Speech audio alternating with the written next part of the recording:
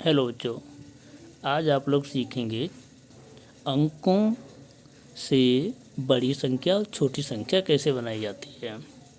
तो हमारे पास ये अंक दिए गए हैं 6, 9, 5, 4, 2।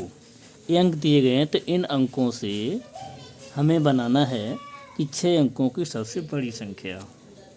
तो 6 अंकों की बड़ी संख्या बनाने के लिए इन अंकों को अवरोही क्रम में लिखते हैं। अवरोही क्रम का मतलब होता है कि सबसे बड़ा अंक देखते हैं क्या है। सबसे बड़ा अंक 9 है, तो 9 को सबसे पहले लिखा जाएगा।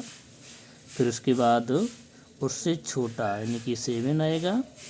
फिर उसके बाद 6 आएगा। फिर 5 आएगा। फिर 4 आएगा और उसके बाद 2 आएगा। तो ये हमारी 6 अंकों की सबसे बड़ी संख्या हो चुकी है। और आगे 6 अंकों की सबसे छोटी संख्या लिखने के लिए हमें इन्हीं अंकों को आरोही क्रम में लिखना होगा। आरोही क्रम का मतलब होता है कि सबसे छोटा अंक, फिर उससे बड़ा, फिर उससे बड़ा, इस तरीके से लिखेंगे। तो इसमें जो सबसे छोटा अंक हमारा 2 है, फिर उससे बड़ा 4 है, फिर 5, 6, 7 और 9, यानी कि अवरोही क्रम का उल्टा आरोही क्रम होता है, इसे लिख सकते हैं। फिर उसके बाद अगला क्वेश्चन 9, 8, 0, 6, 2 और 3, इनसे हमें सबसे बड़ी संख्या बनानी है 6 अंकों की। तो क्रम यही रहेगा कि अवरोही क्रम में लिखेंगे इन अंकों को। तो सबसे बड़ा अंक हमारा 9 है, 9 लिखेंगे।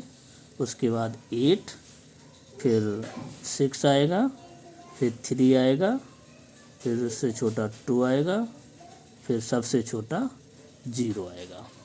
तो ये हमारी हो गई है 6 अंकों की सबसे बड़ी संख्या। अब बात आती है आगे कि 6 अंकों की सबसे छोटी संख्या कैसे लिखेंगे। तो छोटी संख्या लिखने के लिए क्रम यही रहता है, आरोही क्रम, यानी कि सबसे छोटा नंबर सबसे पहले लिखेंगे।